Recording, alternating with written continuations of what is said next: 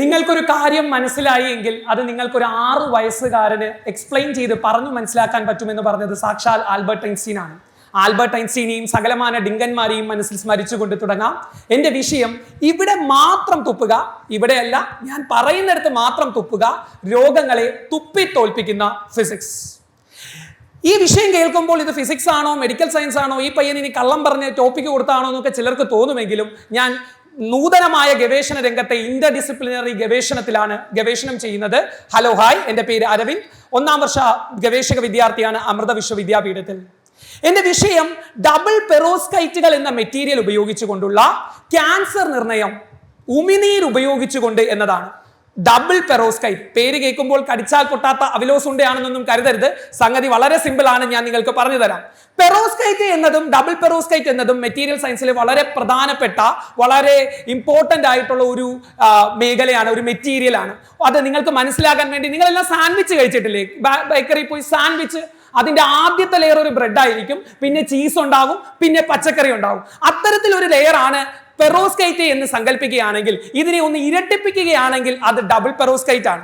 നിങ്ങൾ ഒരു വിശേഷ ദിവസം നിങ്ങളുടെ സുഹൃത്തൊക്കെ വീട്ടിൽ വരുമ്പോൾ ഒരു രസത്തിന് നിങ്ങൾക്കൊരു ഷൈൻ ചെയ്യാൻ വേണ്ടി പെറോസ്കൈറ്റ് ഒന്ന് പൊലിപ്പിച്ച് ഒരു സാൻഡ്വിച്ച് ഉണ്ടാക്കിയാൽ അത് ഡബിൾ പെറോസ്കൈറ്റിന്റെ ഇമേജ് ആയി നിങ്ങൾക്ക് വേണമെങ്കിൽ കരുതാം.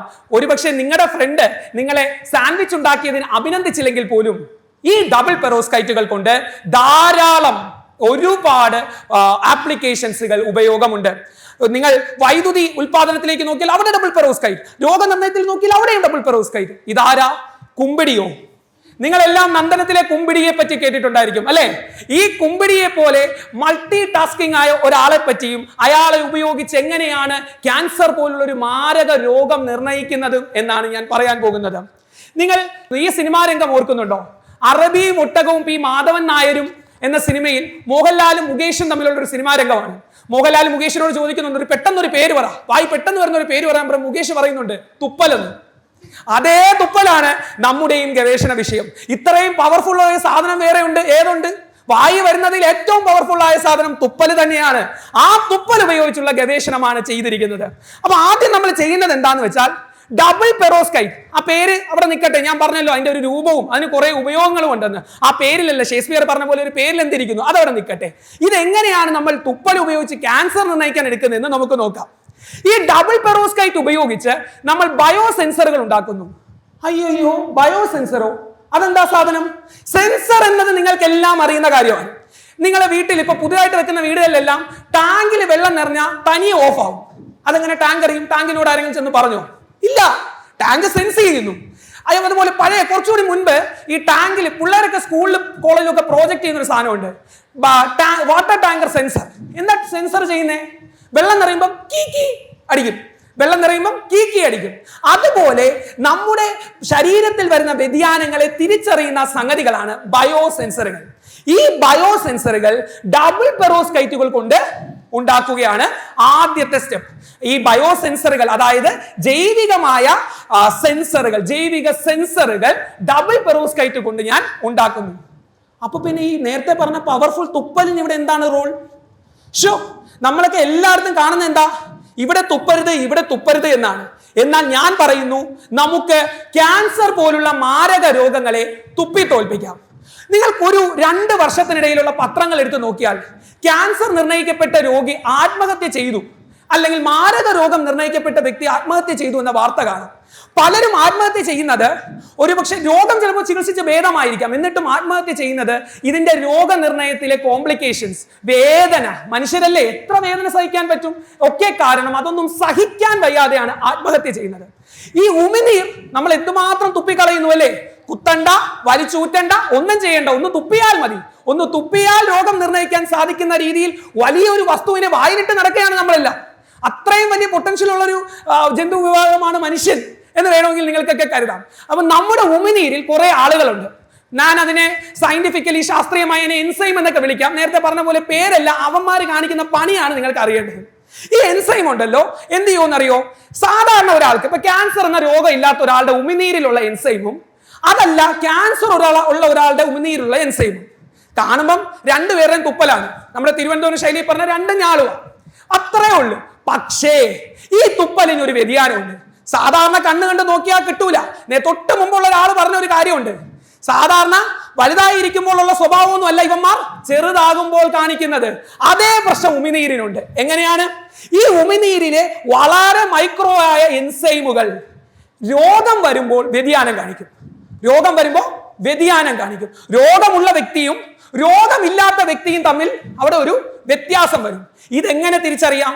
ഞാൻ നേരത്തെ പറഞ്ഞ ഡബിൾ പെറോസ്കൈറ്റുകൾ കൊണ്ടുണ്ടാക്കിയ ജൈവിക സെൻസർ അല്ലെങ്കിൽ ബയോ സെൻസറുകൾ, അതിലേക്ക് നമ്മൾ ഇവനെ ഈ ഉമിനീരിനെ കൊടുക്കും, ഉമിനീര് അതിലേക്ക് വെക്കും. അപ്പോ ഈ ഉമിനീരിലെ എൻസൈമുകളിൽ താപനിലയുടെ വ്യത്യാസം വരും. അതായത് എനിക്ക് ക്യാൻസർ ഉണ്ടെങ്കിൽ ക്യാൻസർ ഉള്ള എന്റെ എൻസൈമുകളുടെ താപനില വ്യത്യാസവും ക്യാൻസർ ഇല്ലാത്ത മറ്റൊരു വ്യക്തിയുടെ വ്യത്യാസവും കൃത്യമായി നമുക്ക് സെൻസ് ചെയ്യാം. ഇതിനെ ശാസ്ത്രീയമായി നമ്മൾ തെർമോ ഇലക്ട്രിക് സെൻസിങ് എന്നാണ് പറയുന്നത്. താപനിലയെ സെൻസ് ചെയ്യുകയും ശേഷം എന്ത് ചെയ്യുന്നു, അതിനെ ഇലക്ട്രിക് സിഗ്നലായി മാറ്റുകയും അതിനെ തിരിച്ചറിയുകയും ചെയ്യുന്നു. പക്ഷേ ഇതെങ്ങനെ നടക്കും? ഇത് ശരിയാവൂലല്ലോ. അവിടെയാണ് സാക്ഷാൽ കുമ്പിടി വീണ്ടും അവതരിക്കുന്നത്. കുമ്പിടിയുണ്ട്. സോ ഇവിടെ എന്താ സംഭവിക്കുന്നത് എന്ന് വെച്ചാൽ, നിങ്ങൾ എല്ലാം കേട്ടിട്ടുണ്ടാവും ക്വാണ്ടം മെക്കാനിക്കൽ ടണലിംഗ്. കുറച്ചു പേരെങ്കിലും ഫിസിക്സ് ഒക്കെ പഠിക്കുന്നവർ കേട്ടിട്ടുണ്ടാവും. കേൾക്കാത്തവർക്ക് പൂർണ്ണമായി ശരിയല്ലെങ്കിലും ഞാൻ ഒരു ഐഡിയ തരാൻ വേണ്ടി ഒരു കാര്യം പറയാം. കാനസാർ ഇപ്പോൾ എന്റെ മുമ്പിൽ ഇരിക്കുന്നു. കാനസാറിനെ ആ കസേരയിൽ കാണാനുള്ള സാധ്യത എത്രയാണ്? 100%. കാനസാർ അവിടെ തന്നെയാണ് ഇരിക്കുന്നത്. ഞാൻ പറയാണ് കാനസാർ അവിടെയാണ് എന്ന് പറഞ്ഞാൽ നിങ്ങൾ പറയും നേരെ ഇവിടെ നേരെ മാനസിക ആശുപത്രിയിലേക്ക് പോകാൻ. സിമ്പിൾ. പക്ഷേ ക്വാണ്ടം മെക്കാൻ ലോകത്തിലെ നിയമങ്ങളെല്ലാം വ്യത്യസ്തമാണ്. അവിടെ ഒരേ സമയം കുമ്പിടിയെ പോലെ, വെള്ളിയാഴ്ചയിലെ കുമ്പിടിയെ പോലെ 4 ഇടങ്ങളിൽ വരെ കണ്ടവരുണ്ട്. അതുപോലെ പല സ്ഥലങ്ങളിൽ കാണാനുള്ള നിശ്ചിതമായ സാധ്യതയുണ്ട്. അപ്പോൾ ഈ എൻസൈമുകൾ, നമ്മുടെ ഉമിനീരിലുള്ള ഈ എൻസൈമുകൾ എന്ത് ചെയ്യും? ഈ ഡബിൾ പെറോസ്കൈറ്റുകൾ കൊണ്ടുണ്ടാക്കിയ ബയോസെൻസറുകളിലേക്ക് ചൂഴ്ന്നിറങ്ങി അവിടെ ടണൽ ചെയ്യും. ടണലിംഗ് എന്ന് വെച്ചാൽ എന്താ? ചിലരൊക്കെ നമ്മുടെ നാട്ടിൽ കോളേജ് പിള്ളേരൊക്കെ ഈ വിളിക്കാത്ത കല്യാണത്തിന് തുറന്നു കയറും. അതുമാതിരി ഇലക്ട്രോൺസിന് ഒരു പരിപാടിയുണ്ട്, തുരന്നു കയറും. ടണലിംഗ്, ക്വാണ്ടം മെക്കാനിക്കൽ പെനട്രേഷൻ എന്നൊക്കെയാണ് ശാസ്ത്രജ്ഞന്മാർ വിളിക്കുന്നത്. നമുക്ക് തുറന്നു കയറും. ആ തുരന്നു കയറാനുള്ള ഒരു സാധ്യതയുണ്ട്. ഈ തുരന്നു കയറുന്ന ആ ഫിസിക്സ് നമുക്ക് ക്യാൻസറിനെ രക്ഷിക്കും. ഇത് നോക്കൂ, ഇത് ഒരു രോഗിയുടെ 1 മാസത്തെ ക്യാൻസർ റിപ്പോർട്ടിന്റെ സാധ്യതയാണ്. ഒരുപക്ഷെ എന്റെ ഈ ഗവേഷണം പൂർത്തിയാകുകയാണെങ്കിൽ, ലാബ് സ്വന്തമായി നടത്തുന്നവരാരും എനിക്ക് കൊട്ടേഷൻ തരരുത്, ഈ ഗവേഷണം പൂർത്തിയാവുകയാണ് എങ്കിൽ തീർച്ചയായും ലാബുകളിൽ നമ്മൾ കാത്തുനിന്ന് വേദന സഹിച്ച് ഒരുപക്ഷെ ഒരു രോഗനിർണയത്തിന് രോഗത്തെക്കാൾ വേദന നൽകുന്ന ഒരു കാലഘട്ടത്തിൽ നിന്ന് മോചനം നേടാനായിട്ട് സാധിക്കും. ഇതിൽ ഏറ്റവും പ്രധാനപ്പെട്ട കാര്യം എന്തുകൊണ്ട് നമ്മൾ ഇതിൽ കൂടുതൽ ഇൻവെസ്റ്റ് ചെയ്യണമെന്നാണ്. ഈ ബയോസെൻസറുകൾക്ക് വലിയൊരു പ്രാധാന്യമുണ്ട്. അതിലൊന്ന്, ഇത് വേദന കുറവുള്ള രോഗനിർണയ രീതിയാണ്.